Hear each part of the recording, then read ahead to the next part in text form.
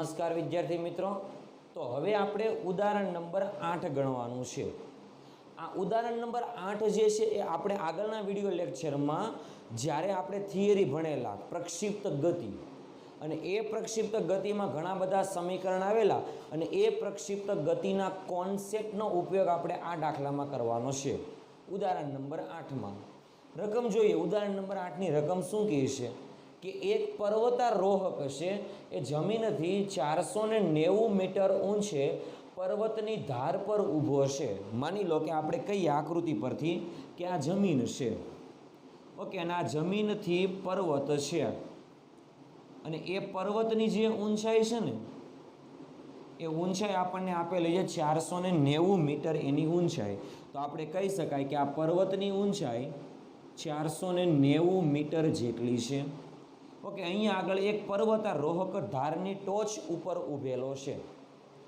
Okay, चालो एक पत्थर ने ए पर्वतारोहक जे छे ने एक ए पत्थर ने समक्षितिज दिशा में 15 मीटर पर सेकंडना प्रारंभिक वेगथी फेंके छे। कई दिशा में? समक्षितिज दिशा में। एटले आ कॉन्सेप्ट याद राखजो। कई दिशा में? समक्षितिज दिशा में।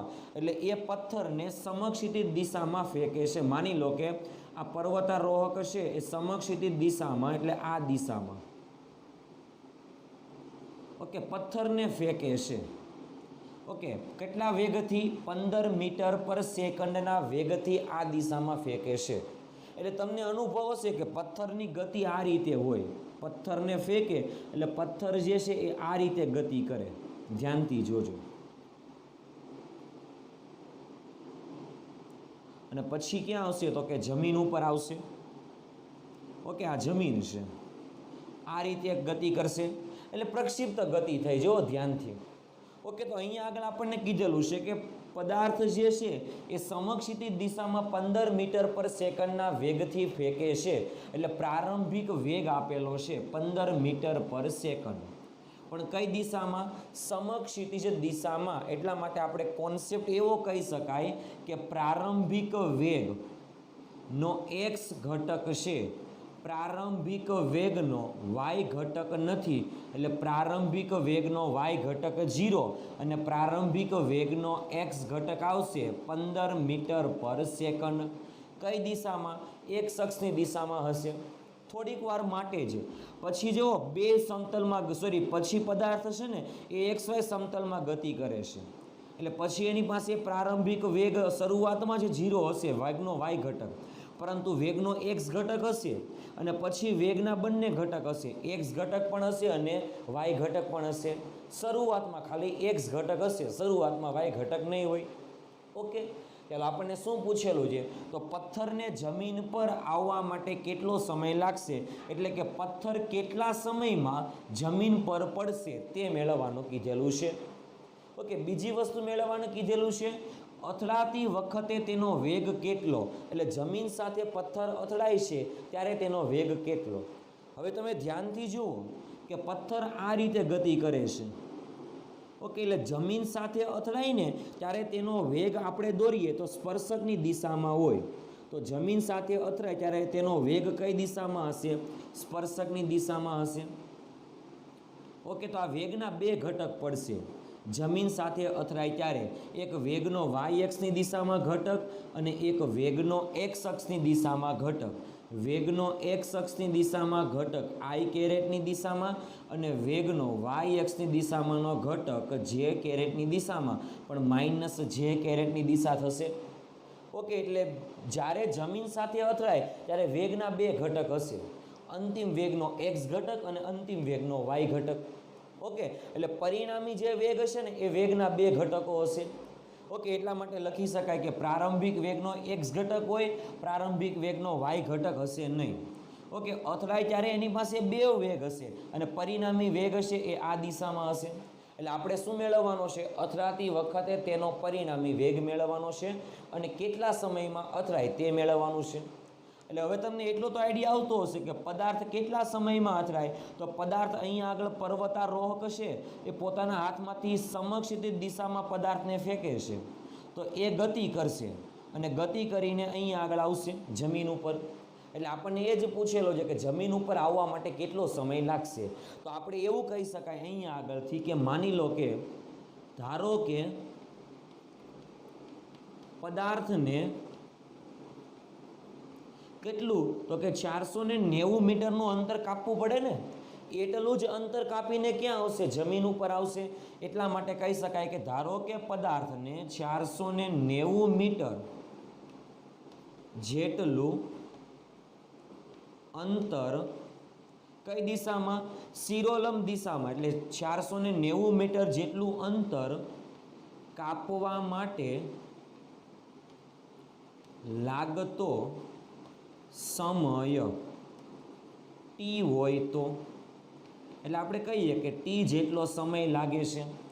ખ્યાલ આવ્યો આ વસ્તુમાં? ઓકે, તો ધ્યાનથી જોજો. અહીંયા આગળ કઈ ગતિ કહેવામાં આવે? પ્રક્ષિપ્ત ગતિ કહેવાય. આપણે કીધેલું તે પ્રમાણે અહીં પ્રક્ષિપ્ત ગતિ હોવાથી અહીં પ્રક્ષિપ્ત ગતિ હોવાથી આપણને ખબર છે પ્રક્ષિપ્ત ગતિમાં પ્રવેગનો x ઘટક 0 હોય અને પ્રવેગનો y ઘટક હોય -g જેટલો, એટલે 9.8 મીટર પર સેકન્ડ સ્ક્વેર જેટલો. ઓકે, પ્રક્ષિપ્ત ગતિમાં પદાર્થનો વેગ જે છે એ સમક્ષિતિજ દિશામાં એક સમાન રહે. એટલા માટે કહી શકાય કે કોઈ પણ સમયે પદાર્થના વેગનો x ઘટક = પ્રારંભિક વેગ જેટલો જ હોય છે. ઓકે, પદાર્થનો y ઘટક બદલાતો હશે. ઓકે, એ પ્રારંભમાં 0 હોય પણ અંતમાં હશે નહીં. ઓકે, એટલા માટે આપણે અહીંયા આગળથી લખી શકાય કે vx = v0 કેટલા હશે? તો કે 15 મીટર પર સેકન્ડ. ઓકે, અને આપણે મેળવવાનું શું થશે? તો કે vy બરાબર કેટલા તે મેળવવાનું થશે. એટલે આપણે બે વસ્તુ મેળવવાની છે, સમય પણ મેળવવાનો છે અને ટોટલ વેગ કેટલો છે એ મેળવવા માટે વેગનો y ઘટક પણ મેળવવો પડશે. આ બંને વસ્તુ આપણે મેળવવી પડશે. ઓકે, ચાલો હવે આપણે વાત કરીએ એના વિશે કે કેટલો સમય લાગે તે અને વેગનો y ઘટક અમુક સમય એટલે જમીન ઉપર પડે ત્યારે કેટલો હોય તે. ચાલો પહેલાં સમયની વાત કરીએ. પદાર્થ શિરોલંબ દિશામાં કેટલું અંતર કાપે છે? 490 મીટરનું અંતર. અને એ કઈ દિશામાં કાપે છે? નીચેની દિશામાં. એટલે નીચેની દિશામાં આપણે લખીએ છીએ કે d બરાબર કાપેલો અંતર d બરાબર -490 મીટર જેટલું અંતર કાપશે. ઓકે, ચાલો હવે આપણે વાત કરીએ કે પ્રારંભિક વેગનો x ઘટક છે, એટલે પ્રારંભિક વેગનો y ઘટક નથી. શિરોલંબ દિશાને આપણે ધ્યાનમાં લઈએ છીએ એટલે પ્રારંભિક વેગના y ઘટકને આપણે ધ્યાનમાં લઈશું. એટલે પ્રારંભિક વેગનો y ઘટક કેવો છે? 0. અને પ્રક્ષિપ્ત ગતિ થાય છે ત્યારે પ્રવેગનો y ઘટક કેટલો છે? તો કે -9.8. તો આપણે સૂત્ર મૂકવાનું છે d બરાબર v0t + 1/2 at². ઓકે, ચાલો પદાર્થ કઈ દિશામાં? તો કે શિરોલંબ દિશામાંના ઘટકને ધ્યાનમાં લઈએ છીએ એટલે શિરોલંબ દિશામાં કાપેલું અંતર કેટલું છે? તો કે y જેટલું = પ્રારંભિક વેગનો y ઘટક × t પ્લસ પ્રવેગનો કયો ઘટક? y ઘટક. એટલે y અક્ષની દિશામાં પ્રવેગ એક સમાન રહેશે એટલે પ્રવેગનો y ઘટક × આપણે કહીએ તે પ્રમાણે t². ચાલો v0y તો કેટલા હશે? 0. તો 0 × t એટલે 0 થશે. y બરાબર d કહી શકાય અથવા માઇનસ આપણે લખી શકાય 490 = આ તો 0 થઈ ગયું તો પ્લસ 1/2 ay બરાબર -9.8 ઇન્ટુ કેટલા કરી શકાય? t² કહી શકાય. ચાલો માઇનસ માઇનસ કેન્સલ થઈ ગયા, બે સામે જાય તો આપણે કહી શકાય t² = 2 × 490 / 9.8. ઓકે, ચાલો આની આખાની ગણતરી કરશો એટલે જવાબ તમને મળશે 100. એટલે t² બરાબર આવશે 100, પણ એનું વર્ગમૂળ કરો તો કહી શકાય કે 10. તો પદાર્થને જમીન ઉપર આવવા માટે કેટલો સમય લાગશે? 10 સેકન્ડ જેટલો સમય લાગશે. ઓકે, આ સામાન્ય કોન્સેપ્ટ જ છે, ખાલી સૂત્ર મૂકવાનું છે અને y અક્ષમાં જ અંતર કાપે છે એટલા માટે આપણે y અક્ષની ગતિને ધ્યાનમાં લઈએ છીએ. એક્સ અક્ષમાં પણ થોડોક જ અંતર કાપે તરત જ પાછો વાય એક્સની દિશામાં અંતર કાપવા લાગશે. ઓકે, એટલે ટોટલ પરિણામી આપણે વાય એક્સની દિશામાં જે પદાર્થે અંતર કાપેલું છે એને આપણે ધ્યાનમાં લઈએ તો આપણે કહી શકાય કે પદાર્થને જમીન ઉપર એટલે 490 મીટર અંતર કાપવા માટે કેટલો સમય લાગશે? તો કે 10 સેકન્ડ જેટલો સમય લાગશે. ઓકે, ચાલો હવે આપણે આગળ વાત કરીએ કે જમીન પર અથડાતી વખતે તેના વેગના બે ઘટકો પડે છે. એટલા માટે આપણે લખી શકાય કે આકૃતિ પરથી પદાર્થ જ્યારે જમીન પર એટલે પદાર્થ જમીન સાથે અથડાય છે ત્યારે વેગના બે ઘટકો છે. ત્યારે વેગના બે ઘટકો છે. એક એક્સ અક્ષની દિશામાં ઘટક અને એક વાય એક્સની દિશામાં ઘટક. એટલા માટે આપણે આકૃતિ પરથી પરિણામી જો વેગ લખવો હોય તો સદિશ v બરાબર vx આઈ કેરેટની દિશા એટલે આઈ કેરેટ એટલે એક્સ અક્ષની દિશા પ્લસ અને માઇનસ જે કેરેટ છે એટલે લખી શકાય વી જે કેરેટ. એટલે માઇનસનો મતલબ શું છે? તો કે ઋણ વાય એક્સની દિશામાં થશે. એટલે વેગ આટલો થઈ ગયો. ચાલો, આપણને વેગનું મૂલ્ય માગેલું છે. વેગનું શું માગેલું છે? મૂલ્ય માગેલું છે. એટલે આપણે વેગનું મૂલ્ય મેળવવા માટે વેગનો કયો ઘટક ઘટે છે? વાય ઘટક ઘટે છે. ઓકે, કારણ કે એક્સ ઘટક તો આપણને આપેલો છે, વાય ઘટક મેળવવો છે એટલે આપણે વેગનો વાય ઘટક મેળવવા માટે આપણે આને પહેલાં સમીકરણ નંબર 1 આપી દઈએ. ચાલો, આપણી પાસે સમીકરણ હતું v બરાબર v0 પ્લસ at પરથી વેગના વાય ઘટકને ધ્યાનમાં લઈએ તો વેગનો વાય ઘટક, કારણ કે એક અક્ષની દિશામાં ઘટક તો કેવા રહે? એક સમાન જ રહેશે, કારણ કે પ્રક્ષિપ્ત ગતિમાં આપણો કોન્સેપ્ટ હતો. એટલે વાય ઘટકને ધ્યાનમાં લઈએ તો પ્રારંભિક વેગનો વાય ઘટક પ્લસ પ્રવેગનો વાય ઘટક ઇન્ટુ ટી. ચાલો, પ્રારંભિક વેગનો વાય ઘટક તો કેવો છે? 0 છે. એટલે વેગનો વાય ઘટક is equal to a y કેટલા લખવાના? -9.8 ઇન્ટુ ટી. ટી એટલે આપણે અહીંયા આગળથી પદાર્થ જમીન ઉપર આવે છે ત્યારે કેટલો સમય લાગે છે? તો કે અહીંયા આગળ કીધેલું તે પ્રમાણે 10 સેકન્ડ લાગે છે. તો અહીંયા આગળ આપણે કહી શકાય તે પ્રમાણે પ્રવેગ કેટલો? 9.8, સમય કેટલો છે? 10 છે. એટલે વેગનો વાય ઘટક જે છે એ આપણને કઈ દિશામાં મળે છે? જે કેરેટની દિશામાં મળે છે. એટલે માઇનસ જે કેરેટ લખી શકાય.